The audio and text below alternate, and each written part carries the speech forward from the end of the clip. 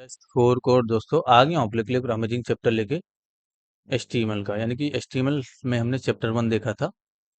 अगर आपने पहला वीडियो यानी कि फर्स्ट वीडियो चैप्टर 1 नहीं देखा है तो उसको देख लेंगे, क्योंकि ये उसी वीडियो का कॉन्टिन्यूशन है। फर्स्ट वीडियो में हमने समझाया था आपको कि HTML हम क्यों पढ़ेंगे, ठीक है, और उससे पढ़ने से बेनिफिट क्या होगा। ये सारी चीज़ें आपको बताई गई थी, आपको VS कोड इंस्टॉल करवाया गया था। तो ये वीडियो जरूर देखिए आप लोग, उसके बाद ही आप इस वीडियो को देखिए।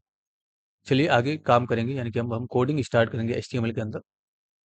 एलिमेंट और टैग को समझेंगे क्या होते हैं, ठीक है। तो सबसे पहले अपने VS कोड को ओपन कर लीजिए। इस तरीके से VS कोड को ओपन करेंगे। जो फर्स्ट टाइम आप VS कोड को ओपन करेंगे तो इस तरीके का आपको ओवरव्यू दिखेगा, ठीक है। इस पे क्लिक करना है, न्यू फाइल पे क्लिक करना है आपको इस तरीके से, और यहाँ पर आपको अपने फाइल का नाम देना है। पहला तरीका यहाँ पर आप क्रिएट कर सकते हो। दूसरा तरीका क्या है, शॉर्टकट की। अगर आपको नया फाइल बनाना है तो कंट्रोल N करेंगे, इस तरीके से कंट्रोल प्लस N दबाएंगे, ये नया पेज बना। अब इसको आपको सेव करना है। सबसे पहले तो कंट्रोल S करेंगे, यानी कि कंट्रोल प्लस S दबाएंगे, या आप इस पे क्लिक करके इस पे क्लिक कर सकते हो सेव पे, तब भी आपको ये ऑप्शन मिल जाएगा। तो शॉर्टकट की है कंट्रोल प्लस S, इसको दबाइए। कोई भी लोकेशन चूज करिए, जैसे मैंने डेस्कटॉप को चूज किया और यहाँ पर मैं लिखता हूँ chapter-1, तो मैंने ऐसे लिख दिया chapter-1.html, ठीक है। ये HTML ऐसे में लिखा, इसका नाम, इसका कोई नाम दे देंगे, कुछ भी आपको नाम देना है, उसको सेव कर देंगे। तो .html क्या है, .html एक्सटेंशन कोड है, इसी एक्सटेंशन में आपको सेव करना है। तो .html लगाना कंपलसरी है। अगर आप HTML का कोड करने जा रहे हो तो एक्सटेंशन कोड .html देना कंपलसरी है। इसको डेस्कटॉप मैंने चूज किया है और सेव कर देंगे। देखिए जरा, हमने सेव कर दिया। अब अगर आप डेस्कटॉप पे जाके देखेंगे तो आपको एक पेज दिखेगा chapter1.html के नाम से। ये देखिए बाय डिफॉल्ट क्रोम का सिंबल आया, क्योंकि क्रोम अब आप में हो सकता है कि ऐसा ना दिखे, आपको हो सकता है कि क्रोम का सिंबल ना आए, क्योंकि डिफॉल्ट ब्राउजर हमारा जो है क्रोम सेट है, इसके वजह से ये आया। अगर आप यहाँ पर राइट क्लिक करेंगे और इस पे, यानी कि इस पे राइट क्लिक किया आपने, इसी पे रख के कर्सर आपको राइट क्लिक करना है और ओपन विद में जाना है इस तरीके से, और इसको चेंज कर सकते हो। अगर आप किसी और ब्राउजर में ओपन करना चाहते हो तो यहाँ पर जाएंगे चेंज, और किसी भी ब्राउजर को आप जो है सर्च कर लीजिए इस तरीके से, यानी कि जो भी आएगा ब्राउजर, जैसे माइक्रोसॉफ्ट एज है, मिनी है, ओपेरा मिनी है, और भी बहुत सारे ब्राउजर हैं। तो किसी भी ब्राउजर में ओपन कर सकते हो आप इस चीज़ को। तो या तो माइक्रोसॉफ्ट एज में ओपन करिए या तो क्रोम में ओपन करिए, तो किसी भी को सेलेक्ट कर लीजिए और ऑलवेज पे क्लिक कर देंगे अगर आप, तो वही सिलेक्टेड रहेगा। तो मैं आपको जो है रिकमेंड करूंगा कि आप जो है क्रोम को ही सिलेक्ट कर लीजिए, ठीक है। क्रोम को सिलेक्ट करके और ऑलवेज पे क्लिक कर दीजिए, ताकि हमेशा क्रोम में ही खुले आपका। परफेक्ट। तो अभी हमारा क्रोम है। आप में हो सकता है किसी और तरीके से ये दिख रहा हो, ऐसा जरूरी नहीं कि आप में भी यही दिख रहा होगा, क्योंकि मुझे मेरे में डिफॉल्ट ब्राउजर क्रोम सेट है, इसकी वजह से ऐसा दिखा, ठीक है। आइए जरा इसको ओपन कर लेंगे, डबल क्लिक करेंगे आप। तो मैंने आपको कहा था कि जब भी आप कुछ भी लिख, जैसे कि HTML क्या होता है, ये आपका वेब पेज मिला आपको, यानी कि आपने डिफॉल्ट एक्सटेंशन कोड दिया। अभी आपने कुछ कोड नहीं किया है, HTML का कोई भी कोड नहीं किया है, सिर्फ आपने एक फाइल बनाया है HTML एक्सटेंशन कोड में, ठीक है। तो आपको वेब पेज मिल गया, यानी कि ये एक वेब पेज है, आपने एक वेबसाइट बना ली। अब इसके अंदर क्या लिखना है वो आपको डिसाइड करना है। बस मात्र एक्सटेंशन कोड देने से आपने आपका वेबसाइट बन गया। ये आपका देखिए, इसका बाय डिफॉल्ट नाम क्या है, chapter-1.html। जैसे कि यहाँ पर देखिए यूट्यूब खुला हुआ है, तो यूट्यूब भी एक वेबसाइट है। यहाँ पर क्या लिखा हुआ है, जस्ट फॉर कोड, हमारे चैनल का नाम, उसके बाद यूट्यूब लिखा हुआ है, तो ये टाइटल में आ रहा है, ठीक है। तो इसका टाइटल भी आप, ये दोनों देखिए सब कुछ सेम है, बस कंटेंट तो अलग है। यहाँ पर बस आपको कुछ डिजाइन वगैरह दिख रहा है, यहाँ पर कुछ भी नहीं, क्योंकि आपने यहाँ पर कुछ कोड ही नहीं किया। तो अभी आपको एक ब्लैंक वेब पेज मिला, इस वेब पेज का कलर वगैरह भी आप चेंज कर सकते हो। यहाँ पर भी आपको ये जो व्हाइट वाला हिस्सा दिखता है ना, ये ब्लैंक वेब पेज होता है, और इसी के अंदर हम कोड करते हैं। तो अभी हमें ब्लैंक वेब पेज मिला, यानी कि एक वेब पेज मिल गया सिर्फ एक्सटेंशन कोड लगाने से। आप इसी के अंदर आपको कोड करना है, इसी के अंदर आपको वेबसाइट बनाने का कोड करना है। तो वेबसाइट बनाने का कोड आप HTML टैग की हेल्प से करते हैं, यानी कि अगर आपको कुछ भी लिखना है इस पे, तो उसके लिए आपको टैग मिलते हैं। टैग या एलिमेंट एक ही होते हैं, तो आप उसको टैग बोलिए या एलिमेंट बोलिए, अभी आपको समझ में आएगा टैग क्या होता है, ठीक है। तो जैसे जस्ट फॉर कोड लिखना है तो उसके लिए आपको टैग मिलता है लिखने के लिए, H1 टैग मिलता है, P टैग मिलता है, ठीक है। तो बड़ा लिखना है तो H1 टैग का यूज करेंगे, छोटा लिखना है तो P टैग का यूज करेंगे। तो यहाँ पर कुछ चीजें छोटी चीजें लिखी हुई है, कुछ चीजें बड़े से लिखा हुआ बड़ा, कुछ चीजें छोटी लिखी हुई है, तो वो अलग अलग टैग से लिखी जाती हैं। यहाँ पर देखिए इतनी सारी चीजें लिखी गई, ठीक है। तो वो सब अलग अलग टैग के अंदर रखी जाती हैं चीजें, तब जाके कहीं ऐसे बनती हैं, ठीक है। तो अभी आपको वेब पेज मिल चुका है मात्र एक्सटेंशन कोड सेव करने से ही। अब आप इसके अंदर क्या लिखना चाहते हैं वो आप यहाँ पर आएंगे और अपने कोड से लिखेंगे इस चीज को। तो HTML के अंदर जनरली आपको अभी एलिमेंट और टैग समझना है। तो एलिमेंट पहले तो मैं यहाँ पर लिख देता हूँ ट्रिक से, एलिमेंट और टैग ये दोनों एक ही है, चाहे आप टैग बोलो चाहे एलिमेंट बोलो, एक ही बात है। ठीक है, तो मैं कभी एलिमेंट बोल दूंगा और कभी टैग बोल दूंगा, तो आपको कंफ्यूज नहीं होना है। HTML के अंदर एलिमेंट क्या होते हैं अभी आप समझ समझ समझ जाएंगे, और टैग क्या होते हैं ये भी आप समझ जाएंगे। ठीक है, तो दोनों चीज सेम है, चाहे मैं एलिमेंट बोलूं या टैग बोलूं, ये दोनों सेम है। परफेक्ट। चलिए, इसके अंदर अगर आप कुछ भी लिखना चाहते हैं, यानी कि कुछ भी कोड करना चाहते हैं, तो आप यहाँ पर क्या करेंगे, जैसे मुझे H1 लिखना है तो H1 ऐसे लिखेंगे। ठीक है, एंगल ब्रैकेट के अंदर। तो किसी भी टैग को अगर आप डिफाइन, जैसे अगर आपने सिर्फ ऐसे लिखा जस्ट फॉर कोड, तो ये कोई टैग नहीं है। जस्ट फॉर कोड कोई टैग नहीं है।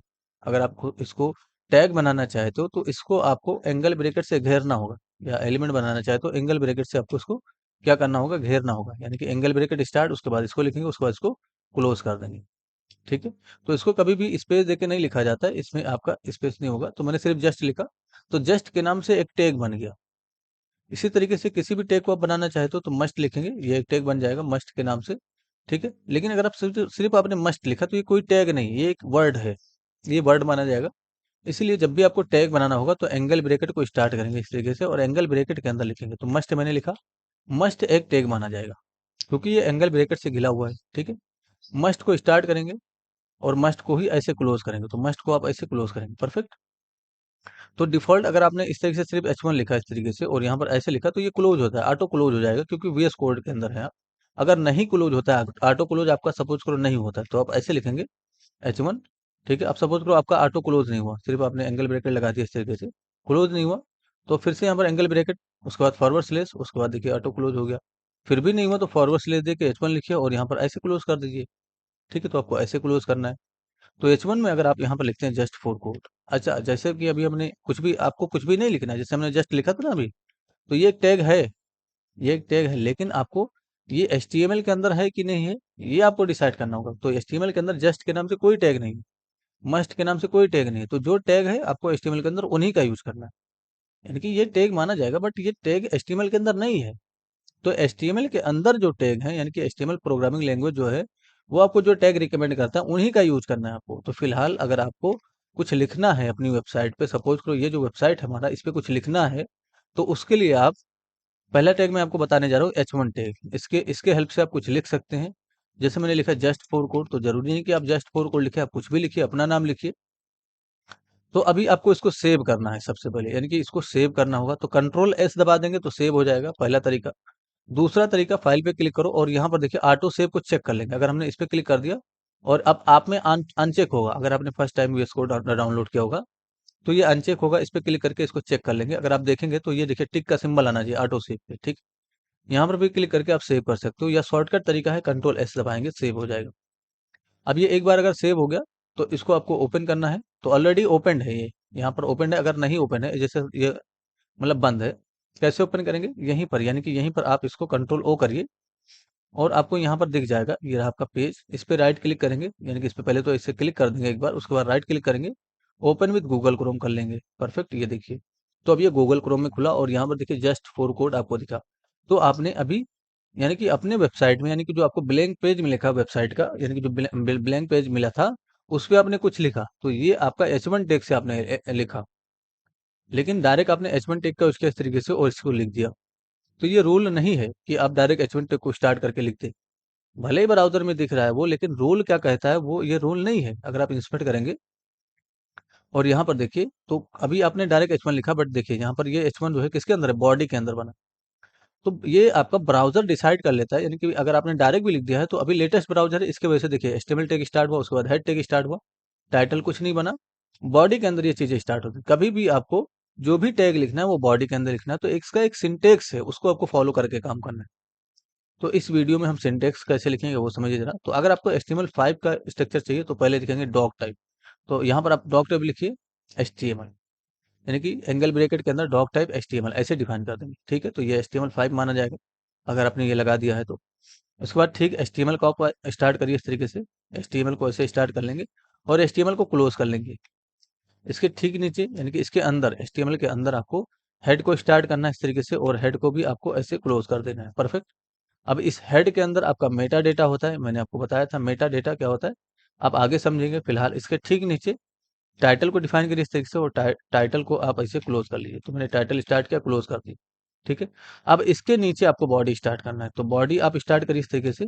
ये टाइटल के अंदर नहीं, सॉरी, ये जो टाइटल है ना, ये आपका हेड के अंदर जाएगा, यानी कि जो टाइटल है ना, ये आपका हेड के अंदर रहेगा। तो बस आपको टाइटल को हेड के अंदर कर देना। परफेक्ट, इस तरीके से क्लोज कर देंगे।